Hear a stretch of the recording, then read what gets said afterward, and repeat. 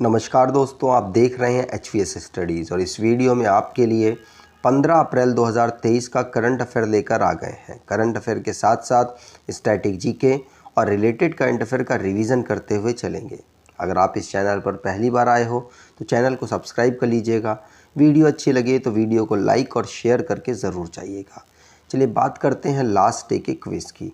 तो last day आपसे question पूछा गया था, which country has recently launched an initiative to license crypto firms. तो किस देश ने हाल ही में क्रिप्टो फर्मों को लाइसेंस देने की पहल शुरू की है? आप सभी ने आंसर अल सल्वाडोर दिया था और अल सल्वाडोर ही सही आंसर है।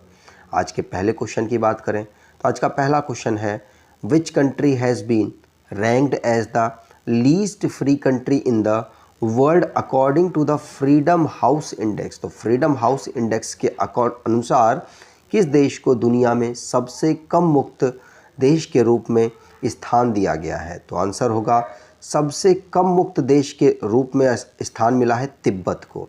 थर्ड ऑप्शन यहाँ पर बिल्कुल सही होगा, तिब्बत। वैसे तो तिब्बत लास्ट से सेकंड रैंक पर है, लेकिन सबसे कम अगर फ्री की बात करें तो सीरिया और सूडान है, उसके बाद लास्ट से सेकंड नंबर पर तिब्बत आता है। ग्लोबली वॉचडॉग है फ्रीडम हाउस, इसके द्वारा ये रिपोर्ट वर्ल्ड इंडेक्स फ्रीडम के ऊपर जारी की गई 2023 की। इसमें ये कहा गया तिब्बत के लोग लेस फ्री कंट्री में आते हैं। यहाँ पर बात करें तो यूनाइटेड नेशन के द्वारा भी ये बात कही गई थी एक टाइम पर, और यहाँ पर कम्युनिस्ट पार्टी ऑफ चाइना काम कर रही है और काफ़ी हार्ड तरीके से उनकी जो पाबंदियाँ हैं, उनकी जो रूल्स हैं, उनको फॉलो कराती है वहाँ के लोगों के माध्यम से। तिब्बत की बात करें तो तिब्बत चाइना, भारत और अफ़गानिस्तान, बर्मा, अब म्यांमार है, इन देशों का एक पड़ोसी देश है। 1951 में चाइना ने इसको अपने अंडर ले लिया था और इसको रूफ ऑफ द वर्ल्ड कहा जाता है। ये यहाँ के जो लोग हैं बुद्धिज़्म को ज़्यादातर फॉलो करते हैं और तिब्बत इस वक्त चाइना की ऑटोनोमस रीजन है, ध्यान रखेंगे। दलाई लामा यहाँ के लीडर हैं, जो कि फेमस रिलीजियस लीडर हैं। और तिब्बत, मैंने आपको बता ही दिया, भारत, चाइना, अफ़गानिस्तान, बर्मा के साथ बाउंड्री शेयर करता है। तिब्बत के साथ ही भारत के जो मैकमोहन रेखा लाइन है, उसके ऊपर साइन अप हुआ था। कब? जब अंग्रेज हम पर शासन कर रहे थे, 1900 लगभग 13 या 11 के आसपास की बात है। तो जो भी वर्ल्ड से रिलेटेड क्वेश्चंस बने हैं उनको रिवाइज करते हैं। पहला क्वेश्चन पढ़ लिया। दूसरा, Bernard Arnault family richest person in दुनिया में बने हैं। पासपोर्ट इंडेक्स में भारत की रैंक 144 रही, यूएई टॉप पर रहा। क्यूएस रैंकिंग में भारत का जो एक संस्थान है IIT दिल्ली टॉप 50 इंस्टीट्यूट में शामिल हुआ है इंजीनियरिंग की कैटेगरी में। हुरून ग्लोबल रिच लिस्ट में भारत की जो सेल्फ मेड बिलियनियर्स की रैंक है उसमें थर्ड पोजीशन पर है। पहले पर कौन? पहले पर चाइना आता है। वर्ल्ड हैप्पीनेस रिपोर्ट में भारत की रैंक 126 रही, पहले पर फिनलैंड है। रणवीर सिंह पहले पोजीशन पर रहे हैं इंडिया के मोस्ट वैल्यूएबल सेलिब्रिटी 2022 की रैंकिंग में। ग्लोबल टेररिस्ट इंडेक्स में भारत की रैंक 13वीं रही, अफगानिस्तान टॉप पर रहा। लिटरेसी रेट भारत में बिहार में सबसे कम, केरल में सबसे अधिक है। सिपरी की रिपोर्ट में भारत सबसे ज़्यादा आर्म्स को इंपोर्ट करता है और एक्सपोर्ट की बात करें तो सबसे ज़्यादा USA करता है। अगला question, who is the first Indian to win 4 medal at world wrestling championship. तो दुनिया में जो रेसलिंग ऑर्गेनाइज कराई गई, वर्ल्ड रेसलिंग चैम्पियनशिप ऑर्गेनाइज कराई गई बेलग्रेड में, वहाँ पर चौथा मेडल अपना जीतकर इन्होंने भारत के लिए रिकॉर्ड बना दिया है कि 4 मेडल इन्होंने वर्ल्ड रेसलिंग में जीते हैं और इनका नाम है बजरंग पुनिया। बजरंग पुनिया, यहाँ पर आप देख पाएंगे इन्होंने 4 मेडल जीते हैं। कहाँ पर? वर्ल्ड रेसलिंग चैम्पियनशिप में। एक ही बार नहीं, अलग अलग ईयर जीते हैं, लेकिन पहले खिलाड़ी बन चुके हैं जिन्होंने 4 मेडल वर्ल्ड रेसलिंग चैम्पियनशिप में जीते हैं। बेलग्रेड में इसको ऑर्गेनाइज कराया गया था। बजरंग पुनिया की बात करें तो 65 किलोग्राम की कैटेगरी में खेलते हैं, 65 किलोग्राम की कैटेगरी में खेलते हैं। बजरंग पुनिया पहले इंडियन है जो कि 4 मेडल जीते, मैंने आपको बता दिया। और 4 मेडल किस प्रकार से जीते हैं तो यहाँ पर आप देख पाएंगे ये 4 मेडल 2013 में ब्रॉन्ज मेडल के साथ, 2018 में सिल्वर मेडल के साथ, ब्रॉन्ज मेडल 2019 में, और अब इन्होंने दोबारा से ब्रॉन्ज मेडल जीता है। और एक रेसलर है विनेश फोगाट, ये भी यहाँ पर 53 किलोग्राम की कैटेगरी में वुमेंस में मेडल जीते हैं, ब्रॉन्ज मेडल। जो भी स्पोर्ट्स से रिलेटेड क्वेश्चंस बने हैं उनको रिवाइज करते हैं। जैसे पहला क्वेश्चन कि वो पढ़ लिया हमने, और इंडियन वुमेन रेसलर्स हैं जिन्होंने 7 मेडल जीते, कहाँ पर, वो वुमेन एशियन रेसलिंग चैम्पियनशिप में, जिसको अस्ताना कजाकिस्तान में ऑर्गेनाइज कराया गया। स्पोर्ट्स अथॉरिटी ऑफ इंडिया ने खेलो इंडिया गेम्स के जो सर्टिफिकेट्स हैं उनको डिजी लॉकर के साथ कोलैब करके इंटीग्रेट किए हैं। धोनी, युवराज सिंह, सुरेश रैना, मिताली राज, झूलन गोस्वामी को मेलबर्न क्रिकेट क्लब के द्वारा लाइफ टाइम मेंबरशिप दी गई है। न्यूजीलैंड के एक एम्पायर हैं किम कॉटन, पहली वुमेन बनी है जो कि ऑन फील्ड जाकर इन्होंने एम्पायरिंग की। T20 फॉर्मेट का मैच था पुरुषों का। रेडबुल चलाने वाले मैक्स वर्स्टप्पन जो कि नीदरलैंड से बिलोंग करते हैं, फर्स्ट ऑस्ट्रेलियन ग्रैंड पिक्स जीतने वाले 2023 के पर्सन बने, मतलब पहली बार इन्होंने ऑस्ट्रेलियन ग्रैंड पिक्स जीती है। इस साल की इन्होंने दूसरी कार की रेस जीती है। रनर है, यूएसए से बिलोंग करती हैं लेसिंडा डेमस, ये ओलंपिक गोल्ड मेडल जीती हैं। 10 साल बाद इनको ये सम्मान मिला है, इसलिए इम्पॉर्टेंट है। WPL वुमेन प्रीमियर लीग पहली बार ऑर्गेनाइज कराया गया, जिसमें मुंबई इंडियंस ने जीत दर्ज की, दिल्ली कैपिटल को हरा दिया। अगला question, which Indian company has won the best product process development award at the world vaccine Congress 2023। तो वर्ल्ड वैक्सीन कांग्रेस 2023 ऑर्गेनाइज कराई जा रही थी यूएसए में, जिसमें सर्वश्रेष्ठ उत्पाद प्रक्रिया विकास का पुरस्कार किस भारतीय कंपनी को मिला है? आंसर होगा, ये मिला है भारत बायोटेक, हैदराबाद बेस्ड ये कंपनी है जिसको ये पुरस्कार मिला है। वैक्सीन के डेवलपमेंट में इसने अहम योगदान किया, इसके योगदान के लिए इस अवार्ड को दिया गया। वर्ल्ड की पहली कंपनी ऐसी ये बनी जिसने ट्रांसेजल कोविड-19 वैक्सीन का निर्माण किया, जिसका नाम इनकोवैक है।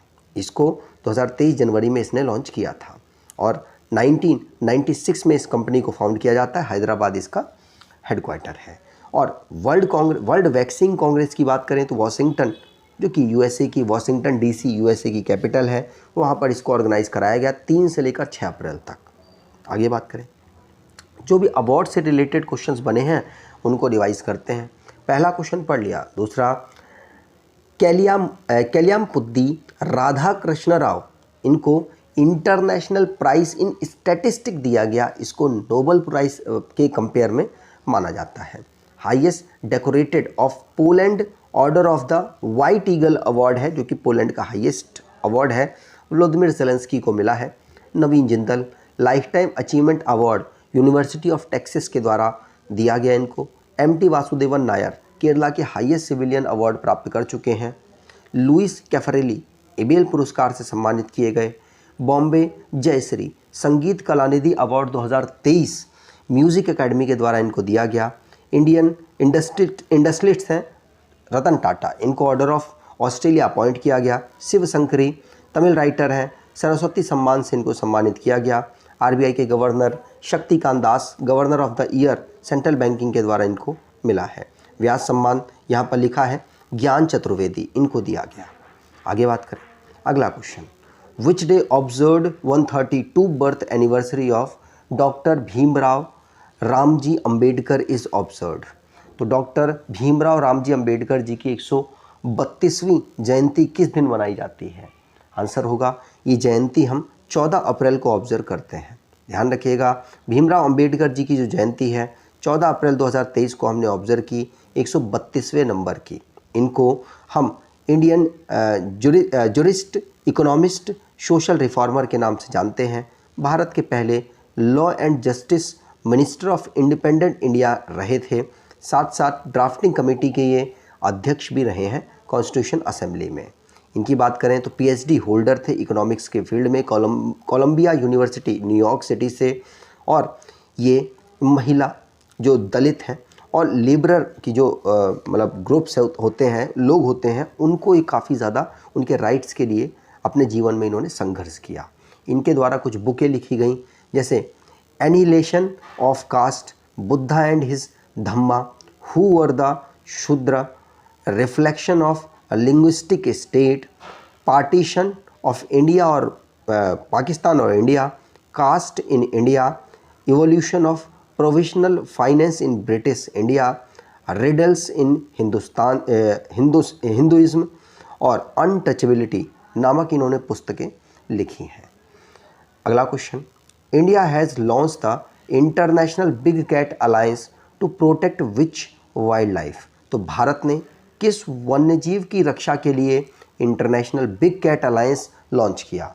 आंसर होगा जितने भी कैट के फॉर्मेशन में दिखने वाले जो एनिमल हैं उनको यहाँ पर शामिल किया गया, जैसे tiger, lion, leopard, snow leopard, cheetah, jaguar और पूमा। तो यहाँ पर पहला और दूसरा ऑप्शन बिल्कुल सही है। ठीक, चलिए आगे बात करें। तो यहाँ पर आप देख सकते हैं बाघ, शेर, तेंदुआ, हिम तेंदुआ, चीता, जगुआर और पूमा, ये सीक्वेंस में ही लगे हुए हैं, इनको इसी तरीके से आप देखेंगे। तो इन सभी को कैट अलायंस में डाला गया और इनको कंजर्व करने की बात की गई है। 9 अप्रैल 2023 को नरेंद्र मोदी जी के द्वारा 50 साल कंप्लीट होने पर प्रोजेक्ट टाइगर के मैसूर कर्नाटका में इन्होंने ये जो अलायंस है इसकी अनाउंसमेंट की है। इसमें 90 से ज़्यादा लोग पार्टिसिपेट कर रहे हैं, 90 से ज़्यादा देश पार्टिसिपेट कर रहे हैं और मेन टारगेट है कि इनको इलीगली जो भी इनका इलीगली ट्रांसपोर्टेशन या फिर इलीगली बिजनेस होता है उसको रोकना है। साथ साथ इनको कंजर्व करने के लिए $100 मिलियन को इकट्ठा करना, या कह सकते हैं 800 करोड़ रुपए इकट्ठा करना टारगेट है। ठीक, 7 स्पीसीज़ को इसमें कवर किया गया है। भारत के जो एनवायरनमेंट और फॉरेस्ट मिनिस्टर हैं वो भूपेंद्र यादव है। अगला question, which state has announced to set up NITI Aayog like state level institution. तो नीति आयोग जैसी स्टेट लेवल इंस्टीट्यूशन को किस राज्य में स्थापित करने की घोषणा की गई? आंसर होगा महाराष्ट्र ने। महाराष्ट्र अपने यहाँ पर नीति आयोग जैसा थिंक टैंक डेवलप करने की कोशिश कर रहा है और इसकी अनाउंसमेंट कर चुका है। यहाँ के जो चीफ मिनिस्टर हैं एकनाथ शिंदे जी, उनके द्वारा अनाउंसमेंट, साथ साथ इस मीटिंग में जो डिप्टी मिनिस्टर हैं देवेंद्र फडणवीस वो भी अवेलेबल थे। NITI Aayog national institution for transforming India इसकी फुल फॉर्म, इसको फॉर्म किया गया 2015 में, नई दिल्ली इसका हेडक्वार्टर। चेयरपर्सन नरेंद्र मोदी, जो प्रधानमंत्री होते हैं वही चेयरपर्सन है। Suman Bery vice chairperson, BVR Subrahmanyam CEO के पद पर काम कर रहे हैं। तो जो भी स्टेट से रिलेटेड करंट अफेयर बना है उनको रिवाइज करते हैं। जैसे पहला क्वेश्चन पढ़ लिया। दूसरा, महाराष्ट्र सावरकर बर्थ एनिवर्सरी को स्वतंत्रता वीर गौरव दिवस के रूप में ऑब्जर्व कर रहा है। हिमाचल प्रदेश संजीवनी प्रोजेक्ट को लॉन्च कर चुका है। तमिलनाडु के गवर्नर हैं RN रवि साहब, उनके द्वारा ऑनलाइन गेमिंग को बैन करने की अनाउंसमेंट की गई जिसमें गैम्बलिंग शामिल है। World first Asian king vulture conservation and breed centre को उत्तर प्रदेश में इनॉग्रेट किया गया। त्रिपुरा बेस्ट परफॉर्मर रहा है नॉर्थ ईस्ट में ई प्रोक्यूरमेंट और साथ साथ ई प्रोक्यूरमेंट में, और इसके लिए इसको अवार्ड दिया गया। केरला 2022-23 में GI टैग की लिस्ट में टॉप पोजीशन पर रहा। और बांदीपुर जिसने 50 साल अपने टाइगर प्रोजेक्ट टाइगर के कंप्लीट किए हैं। और एराविकुलम नेशनल पार्क में फर्नेरियम पाया गया। एराविकुलम नेशनल पार्क केरल में अवेलेबल है। हिमाचल प्रदेश की कांगड़ा टी को यूरोपियन GI टैग मिला है। अगला question, as of 2022 which country is the largest bilateral lender to Sri Lanka. तो श्रीलंका को सबसे ज़्यादा 2022 में ऋण किसने दिया है? आंसर होगा भारत ने। 2021 तक तो चाइना पहले पर था, लेकिन अब भारत ने 4 महीने के अंदर ही 968 मिलियन लोन को प्रोवाइड करा दिया $, में। याद रखिएगा, चाइना को पीछे छोड़ दिया। 2017 से लेकर 2021 तक चाइना पहले पोजीशन पर था। और अगर बैंकों की बात करें तो एशियन डेवलपमेंट बैंक जिसने $610 मिलियन 2021 तक श्रीलंका को दिए थे। एशियन डेवलपमेंट बैंक आपको पता होना चाहिए मनीला फिलीपींस में इसका हेडक्वार्टर है। तो जो भी श्रीलंका है, श्रीलंका की कैपिटल 2 है, Sri Jayawardenepura Kotte legislative capital, Colombo executive और judiciary capital. President Ranil Wickremesinghe हैं। प्राइम मिनिस्टर दिनेश गुणावर्दीना है। करेंसी श्रीलंकाई रुपी है। आगे बात करें। अगला question, which city is the host of global clean energy action forum. तो कौन सा शहर global clean energy action forum की मेज़बानी करेगा? आंसर होगा ये पिट्सबर्ग ने की है। किसने? पिट्सबर्ग ने। ये कहाँ की सिटी है? यूएसए की सिटी है। इसमें भारत के जो अर्थ साइंस के मंत्री हैं जितेंद्र सिंह, उनके द्वारा यहाँ पर पार्टिसिपेट किया गया, भारत को लीड किया गया। इसमें 30 कंट्री से ज़्यादा के जो मिनिस्टर्स हैं उन्होंने पार्टिसिपेट किया और clean energy innovation and deployment के ऊपर यहाँ पर डिस्कशन हुआ है। अगला question, district disability rehabilitation centre is an initiative of which union ministry? तो जिला विकलांगता पुनर्वास केंद्र किस केंद्रीय मंत्रालय की एक पहल है? आंसर होगा ये पहल है किसकी? Union social justice and empower ministry की। तो यहाँ पर पहला ऑप्शन बिल्कुल सही होगा। तो सोशल जस्टिस एम्पावरमेंट मिनिस्ट्री इस समय संभाल रहे हैं वीरेंद्र सिंह। उनके द्वारा 9 model district disability rehabilitation centre को वर्चुअली इनॉग्रेट किया गया और कईयों को इनको अपडेट किया गया है, जिससे कि जो डिसेबल्ड पर्सन है उनको ज़्यादा दिक्कतें यहाँ पर रहने में ना हो। आज के क्विज़ की बात करें, in which city of India is the first 3D printed post office being constructed? तो भारत के किस शहर में पहला 3D मुद्रित डाकघर बनाया जा रहा है? कमेंट बॉक्स में आंसर दीजिएगा। अगर आपको ये वीडियो अच्छी लगी है तो आपसे अनुरोध करूँगा वीडियो को लाइक कर दीजिएगा, चैनल को सब्सक्राइब कर लीजिएगा और एटलीस्ट अपने कुछ दोस्तों तक वीडियो को शेयर ज़रूर कीजिएगा। धन्यवाद।